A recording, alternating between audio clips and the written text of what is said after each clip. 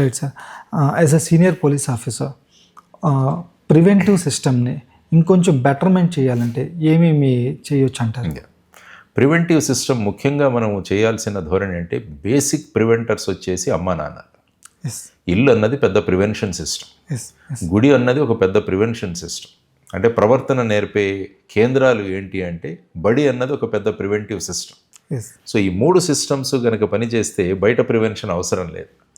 కానీ ఇక్కడ ఏంటంటే నేను అన్నట్టు ఈ బాధ్యతలు మరిచిపోయి అన్నిటికీ కూడా మనం అవుట్సోర్స్ చేసేసి మా బాధ్యత లేదు అని చెబితే ఏమవుతుందంటే, తల్లిదండ్రులు పిల్లలు స్కూల్కి పంపిస్తున్నాం కాబట్టి మా బాధ్యత అయిపోయింది అనుకుంటే, టీచర్లు మేము పాఠంలో ఉన్న సిలబస్ కంప్లీట్ చేసాం మాకేం సంబంధం లేదని మిగతా అనుకుంటే, మరి వీళ్ళను ప్రవర్తన గురించి మాట్లాడేవాళ్ళు ఎవరు, వీళ్ళకి చెప్పేవాళ్ళు ఎవరు?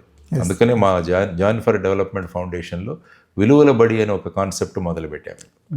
గ్రామాలలో సాయంత్రం 5:30 నుంచి 7:30 వరకు పిల్లల్ని పిలిచి వాళ్లకు నీతి విషయాలు, ధర్మము, నీతి ఇంత చిన్న ఉదాహరణతో వాళ్ళకి చెప్పి వాళ్ళ ఆలోచన విధానాల్లో మార్పులు తీసుకొచ్చేటట్టు ఈ సాంకేతిక పరికరాలు ఏవైతే ఉన్నాయో, ఫోన్లు కావచ్చు, టీవీలు కావచ్చు, వీటిలో బారిన పడకుండా వాళ్ళు ఇక్కడ వచ్చి అందరితో కలిసి అనేక విషయాలు చర్చించే విధంగా ఒక చిన్న ప్రయత్నం మొదలుపెట్టాము.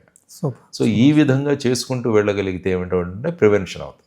తరువాత ఏంటంటే పోలీసు విభాగం కూడా ఏదైనా చిన్న సంఘటన జరిగినప్పుడు జనరల్గా అది ఎఫ్ఐఆర్ అవుతుందా లేదా అని ఆలోచిస్తారు. అలా ఆలోచించకుండా ఇది గనుక మనము ఈ టైంలో గనుక మనము దీన్ని గురించి ఆలోచించుకుంటే ఇది రేపు వెళ్ళి పెద్ద మార్పు రావచ్చు.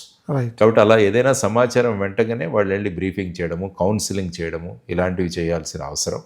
డైరెక్ట్గా పోలీసులు వెళ్ళి కాకుండా కూడా సమాజంలో ఒక వ్యక్తులు ఉన్నవాళ్ళు, వాళ్ళు సమాజంలో వాళ్ళకు కూడా సుస్థిరమైన స్థానం ఉన్న వాళ్ళ దగ్గర వాళ్ళు కనుక బ్రీఫ్ చేయగలిగితే, కౌన్సిలింగ్ చేయగలిగితే అది కూడా ప్రభావం.